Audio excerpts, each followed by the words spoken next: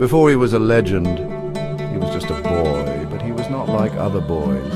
He didn't dream of peace, he dreamed of conquest. In 356 BC, in the kingdom of Macedon, lightning struck the skies above Pella. That same night, Alexander was born. His father, King Philip II, a brutal warrior, his mother, Olympias, whispered to him that he was the son of Zeus. At 13, he was sent to study under Aristotle, who taught him not just philosophy but how to rule men. While others learned to write, Alexander asked, "How can I be greater than Achilles?" Aristotle said, "The boy burns with a desire I have never seen. He believes the world is his, and I fear he might be right." At 16, he crushed a revolt alone. At 18, he saved his father's life in battle. At 20, after his father was assassinated, he became king. The world laughed. A boy king? He didn't just fight, he led from the front, sword drawn, eyes locked, no fear. "I do not ask my men to follow me, I ask them to fight beside me." His army crossed deserts, rivers, mountains, not for coin, but for something greater, legacy. He named over 20 cities Alexandria, not for vanity, but for immortality.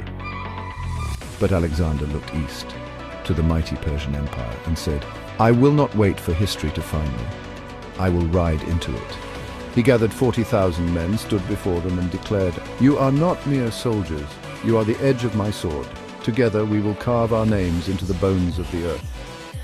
I would rather live a short life of glory than a long one of obscurity." In Granicus, he was the first to cross the river straight into enemy spears. At Issus, he personally hunted the Persian king Darius, who fled in terror. But it was at Gaugamela that Alexander became immortal. "We were outnumbered 5-1, their elephants shook the earth, and yet," he smiled, he told us, "this is where legends are born." And we followed him into fire. He shattered the Persian line. Darius fled again. Alexander took Babylon, Susa, and Persepolis, the heart of the ancient world. To live as a lion for a day is greater than 1,000 years as a sheep. He didn't just conquer cities, he married their women, he dressed like their kings, he became the world he conquered. But when a man becomes a god, he begins to forget he's still mortal.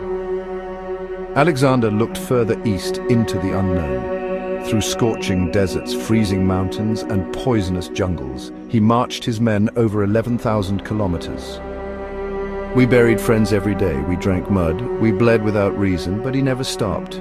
He rode with eyes like fire. He wanted to touch the edge of the earth. In India, against King Porus, his army broke through again, but finally his men fell to their knees and said, "No more, Alexander." He wept, not for the blood spilled, but because there were no more worlds to conquer. He returned to Babylon. At just 32 years old, the greatest warrior in history fell ill. Some say it was poison, others the wrath of the gods. His generals asked, "To whom do you leave the empire?" Alexander replied, "To the strongest." Those were his last words. He died, but he never faded. Alexander was not made to last. He was made to burn, to remind the world of what a man can be when he fears nothing. But legends never rot. Alexander didn't die, he became myth. He was not just a warrior, he was an idea. A vision of the impossible made real. He didn't wait for history to crown him. He took the world and forced it to remember his name. Real men are not remembered for their comfort. They're remembered for the mountains they dared to climb, and the empires they dared to build. Alexander didn't chase power, he was power. A tomb now suffices him for whom the whole world was not enough.